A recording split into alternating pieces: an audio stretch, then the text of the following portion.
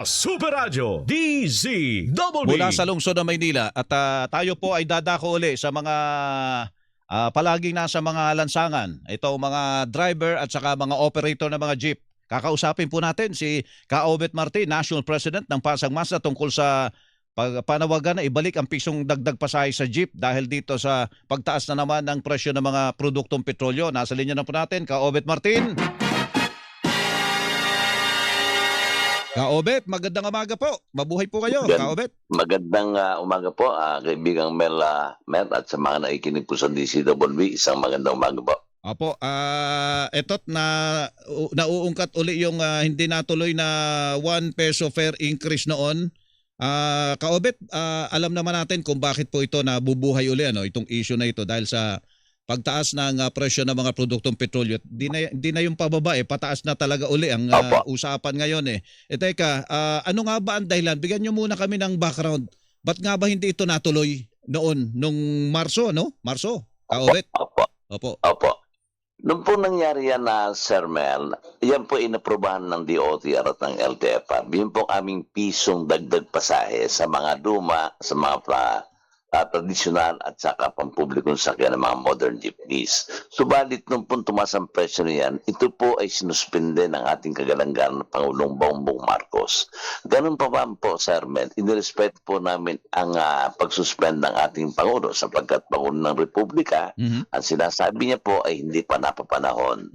Kami po ay sumunod sa kanyang pagsuspende ng aming pisong pamasahe. Subalit nung tumaas po yan noong last week of March na inabot na po tayo ng 80, 90 hanggang naging 120, kami po yung nagtiis pa rin at ano na nga po yung tinatawag ng DSWD, AX ay pinagkaloob sa driver, mga fuel subsidy. Pero sabi ko nga hindi ho sasapat kung puro ganito na ibibigay ng ating gobyerno sa aming anay. Sapagkat hindi ito permis o hindi permanenteng tulong ito. Ito yung band-aid solution. Pero tinatanong din ho naming utang na ba't nakatutulong po, Sir Mel. Ngayon na naman po, eto na naman po, ginyero naman ng Amerika ang Iran. Tumaas na naman po tayo, nasa 80, 85 na naman po. Kanya po noong nakaraang 2 linggo, Sir Mel, sumunod po kami sa kagalangan ng Pangulo, kasama ko ang Altodap, ang Busina, ang Tayuman Co-op, marami ho kami, mga 6 ho kami sulat. At kami po yung dumihamatang nila naman po ng liham na nakikiusap kami at nagsusumamo na ibigay na ng Pangulo ang piso na kanyang sinuspend during po noong nakaraang Pebrero o Marso. Yan po hinihintay namin ang kasagutan ng ating Pangulo sapagkat kagaya nga yan, tuloy-tuloy naman po tumataas. Kaya no po ang nagbanggit, hindi na ho pababa, puro pataas na. Tataas na naman po sa 1 linggo. Kanya yung pong aming panawagan o yung aming pinapakiusap sa kagalangan ng Pangulo, sana po ay madinig na at mapagbigyan po ang aming kahilingan. Opo, so hindi na pwede ipagpaliban po ito, Ka-Obet, para sa inyo. 1 peso fare increase. Yan.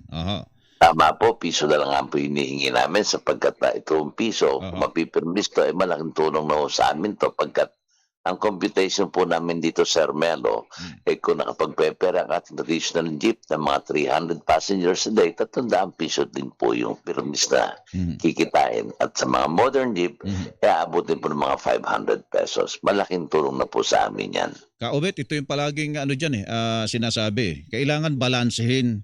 Balansehin yung inyong hinihirit at balansehin yung burden ng mga commuters. Lalo't daw yung pagtataas ng pamasahe na yan at saka yung mga singil. Hindi lang kayo, pati mga transport network vehicles pala kasama dito, provincial bus, mga point-to-point buses, P2P buses na yan. Mga airport taxi na yan. Kasali pala dito sa, tama ba? Kasali kayo dito sa inihirit? Kasali sila sa inihirit na fare hike? Well, yung amin pong fare hike, Sir Melo, yung sa amin sa jeepney ng po yan, yung kanila nakapending po ang aking pagkaalam, nakapending po ang kanilang mga petition for fare increase. Pero yung sa amin po, inaprubahan na po ito ng mahabang panahon. Kanya nga po, nasuspend lang ito ng ating Pangulo. Kanya sabi ko nga, Sir Melo, kami naman sumusunod sa ating Pangulo at ginagana namin ang kanyang pagkakasuspende at nagbigay nga naman din ng mga ayuda. At kami naman, meron po ayuda pinagkakalob ang ating DOTR at ang LTFRB. Ito po 10 pisong bawas sa presyo ng mga gasolinahan. Tuloy pa yun, Ka-Obet, yung discount na yun? Tuloy pa ho yan.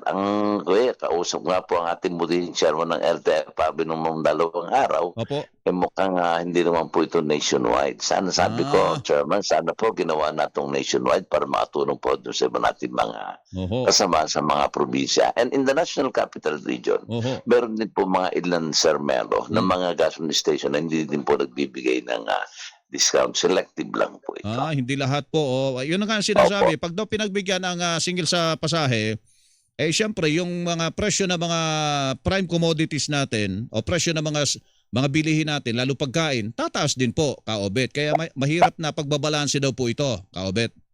Tama po yan. Hindi natin na yun sinasabi na magkaroon ng domino effect. Pero Sir Melo, nagtaas na po ng ang dagdag sweldo ng ating mga mamamayan sa National Capital Region. Kung sabi ngayon, natinig ko pa sa inyo isang araw, kundi po nagka-utay-utay ang kanilang ibinigay na taas sa salary wage sa ating mga manggagawa. Kanya ho yung amin, piso lang naman po ang aming hinihiling.